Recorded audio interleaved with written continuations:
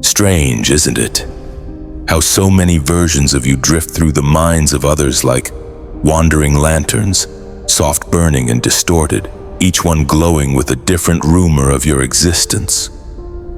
Everyone who meets you carries you away in pieces, not the whole of you, only what they were able to touch. A tone in your voice, a pause you didn't explain, a kindness they needed, or a silence that frightened them. They don't see you as you are. They see you as they are. Their fears borrow your face, their hopes rest on your shoulders without asking. To some, you become a mirror. To others, a wound they never healed.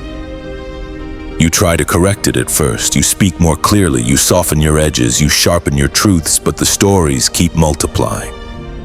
Because people are not listening for you, they are listening for themselves. Slowly, you learn something unsettling. You were never in control of these versions. You were never meant to be. What they hold of you lives inside their own inner weather, and no explanation can reach that deep. So you stand quietly at the center of it all, watched, interpreted, misunderstood, and still breathing. And somewhere beneath the noise, a question begins to form. If none of them truly see you, then who are you when the room is empty? When the room is empty, something strange happens. The noise fades. The borrowed names fall quiet, and you are left alone with the version of yourself that never performs. This self is not polished. It does not speak in confident sentences. It hesitates.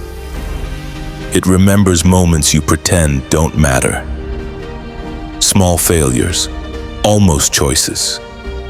Dreams paused halfway, still breathing. You try to define yourself here. You reach for labels that feel stable, strong, broken, kind, lost. But each word slips through your hands, because none of them stay true for long. Memory interferes, it edits. It softens pain one day and sharpens it the next. It turns survival into pride and fear into personality. Even alone, you are not a clear witness. You realize then, the self you think you are is also a story, built slowly from moments you replay too often and moments you refuse to touch. There is no solid center waiting to be found, only movement, only becoming. And the quiet discomfort of knowing that even here, you are still unfinished. There is a moment when you stop searching for a final answer, not because you found it, but because you are too tired to keep pretending one exists. You notice how often you've been chasing a fixed shape, a version of yourself that would finally make sense, one that could be explained without hesitation. But life never asks you to stay still long enough for that. You change with what you lose. You change with what you survive. Each ending leaves a quiet fingerprint. Each beginning rewrites something you thought was permanent. The world keeps asking, who are you? As if the question has a clean edge.